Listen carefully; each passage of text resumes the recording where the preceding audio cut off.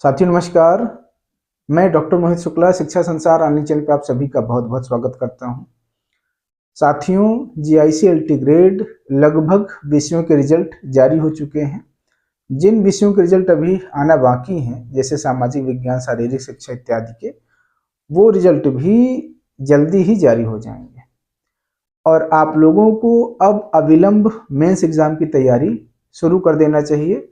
आज इस वीडियो के माध्यम से मेंस एग्जाम को लेकर कुछ महत्वपूर्ण बातें हम आपसे साझा करेंगे जो आपकी मेंस की तैयारी में बेहद सहायक सिद्ध होंगे। बातचीत शुरू करने से पहले आपसे अनुरोध, अगर आप चैनल पर नए हैं चैनल को जरूर सब्सक्राइब कर लें, जिससे हमारा और आपका सीधा संवाद स्थापित हो सके। साथियों, प्रतियोगी छात्र करते क्या हैं कि अंतिम समय तक स्टडी मटेरियल ही कलेक्ट करते रहते हैं। जी हाँ, आज इस कोचिंग का स्टडी मटेरियल कलेक्ट किया, कल उस कोचिंग का, मार्केट में भी देख लिया, जितने तरह के स्टडी मटेरियल मिल रहे हैं हम सब ला करके अपने मेज पर रख लेते हैं और फिर हम कंफ्यूज हो जाते हैं कि आखिर हम पढ़ें क्या।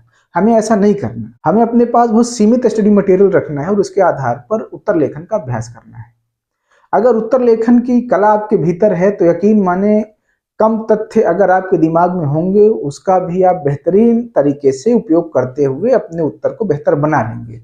तो मैटर कलेक्ट करने के पीछे न भागें, लेखन का अभ्यास शुरू करें। लेखन का अभ्यास करने के लिए सबसे जरूरी बात है कि आपका जो लेखन है वह मिशन मोड में होना चाहिए। जी हाँ, लक्ष्य निर्धारित करें कि हमको डेली इतने पेज लिखना है और उसको बिना पूरा किए आपको सोना नहीं है। डेली का लक्ष्य निर्धारित करें, हफ्ते भर का लक्ष्य निर्धारित करें, महीने में आपको कितना कवर करना है सिलेबस, उस आधार पर आप लिखने का अभ्यास नित्य प्रति शुरू कर दें। दूसरा जरूरी काम आपको क्या करना है, आलस छोड़ करके आप लोगों को कुर्सी और मेज में बैठकर लेखन का अभ्यास करना है। जैसे परीक्षाओं में आप कुर्सी और मेज में बैठकर लिखते हैं, उसी तरह अब आपको बैठ करके कुर्सी मेज में लेखन का अभ्यास करना होगा, जिससे आपकी अच्छे से प्रैक्टिस हो जाए और आप वहां पर जब परीक्षा देने जाएं तो कुर्सी और मेज में बैठने के पश्चात आपको लेखन में किसी प्रकार की समस्या ना हो। तो आपको कुर्सी और मेज में बैठ करके 2 घंटे, 2.5 घंटे, 3 घंटे लिखने का अभ्यास नित्य प्रति करना होगा। साथियों, तीसरा जरूरी काम आपको क्या करना है, अब आपको अपनी पेन निर्धारित कर लेना है कि आप मेंस में किस पेन से लिखने वाले हैं। जी हाँ, आप अभ्यास किसी भी पेन से कर रहे हैं, मेंस किसी भी पेन से लिखने चले जा रहे हैं, पेन का भी फर्क रहता है। जिस पेन से आपकी अच्छी राइटिंग बन रही है, जिस पेन से आप स्पीड में लिख पा रहे हैं, उसी पेन से आपको उत्तर लेखन का अभ्यास करना है और मेंस एग्जाम में उसी पेन का उपयोग करना है। ऐसा नहीं करना कि आप अभ्यास किसी पेन से कर रहे हैं, मेंस एग्जाम जब आप देने जा रहे हैं तो कोई दूसरी पेन लेके जा रहे हैं। आप देखते होंगे बहुत सारी पेन ऐसी होती हैं जो बहुत रगड़ कर चलती हैं, बहुत पेन ऐसी होती हैं जिनसे स्मूथ लेखन में सहायता मिलती है। आपको बस हाथ चलाते जाना है और स्मूथली आप उससे उत्तर लिख लेते हैं। तो आपको अपनी पेन भी निर्धारित कर लेना है। साथियों, मैं आपको ये भी सलाह दूंगा कि जब आप उत्तर लेखन करें तो टाइमर का उपयोग जरूर करें, क्योंकि आपको लगातार 3 घंटा उत्तर लेखन करना होगा, तभी आप अपने सारे प्रश्नों को अटेम्प्ट कर पाएंगे।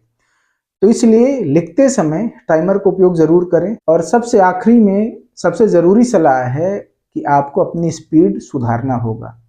जी हाँ, अगर आप स्पीड में नहीं लिख पा रहे हैं तो बहुत संभावना है कि आप मेंस में सारे क्वेश्चन अटेम्प्ट नहीं कर पाएंगे और क्वेश्चन छूटने की स्थिति में सिलेक्शन में कठिनाई आएगी। इसलिए स्पीड में लिखने का अभ्यास करें। आपकी राइटिंग ऐसी हो कि सुपाठ्य हो, उसको आप भी पढ़ लें और आपके अलावा अन्य लोग भी पढ़ लें। स्पीड बेहद महत्वपूर्ण है। एक मोटी मोटा मैं आपको अंदाजा बता दूं कि अगर आप 1 मिनट में 15 से 20 शब्द लिख ले रहे हैं तो ये मानकर चलें कि आपकी स्पीड अच्छी है।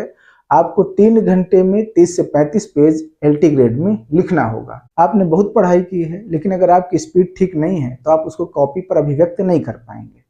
इसलिए आंसर को दिमाग में सोचते हुए लिखने का बेहतर स्पीड डेवलप करना है आपको, और ये सारी चीजें बिना अभ्यास के नहीं आएंगी। कुछ कैंडिडेट गलती क्या करते हैं कि वो आखिरी तक सिर्फ और सिर्फ सिलेबस पढ़ते रहते हैं, लिखने का अभ्यास नहीं करते और जाकर के परीक्षा में जब बैठते हैं तो सारे क्वेश्चन अटेम्प्ट नहीं कर पाते। आपको ये भी ध्यान रखना है कि मेंस एग्जाम में भी 40% ले आना अनिवार्य है, और जो भी कैंडिडेट मेंस एग्जाम में 40 से 50% अंक प्राप्त कर लेगा उसका सिलेक्शन हो जाएगा, क्योंकि मेंस की मार्किंग भी टफ होती है। अगर आप 8 नंबर वाले प्रश्न का उत्तर लिखेंगे, अच्छा उत्तर लिखेंगे, तो आपको 6 नंबर मिल जाएगा। 12 नंबर वाले प्रश्न का उत्तर आप लिखेंगे दीर्घ उत्तरीय का, तो अच्छा लिखने की स्थिति में आपको 12 में से 10 मिल जाएगा। और ऐसी स्थिति में अगर आपको कोई प्रश्न छूट जा रहा है तो बहुत स्वाभाविक है, आप सिलेक्शन से दूर होते जाएंगे। इसलिए आपको आंसर राइटिंग का बेहतर अभ्यास करना है, पढ़ना भी है, और पढ़ने के साथ साथ उत्तर लेखन का भी अभ्यास आपको करना होगा। साथियों, ये कुछ जरूरी बातचीत थी जो आपके मेंस में सहायक सिद्ध होंगी। आज की वीडियो में इतनी बातचीत। आप अपने प्रश्न, अपने डाउट, अपने संशय हमारे कमेंट सेक्शन में आकर पूछ सकते हैं, अपनी राय भी व्यक्त कर सकते हैं। हमारे द्वारा, हमारी टीम के द्वारा आपका मार्गदर्शन किया जाएगा, आपके प्रश्नों का जवाब दिया जाएगा। आज की वीडियो में इतनी बातचीत। शिक्षा संसार ऑनलाइन चैनल को जरूर सब्सक्राइब कर लें, जिससे हम आपसे इसी तरह से बातचीत कर पाएं और आपका मार्गदर्शन कर पाएं। धन्यवाद साथियों, नमस्कार।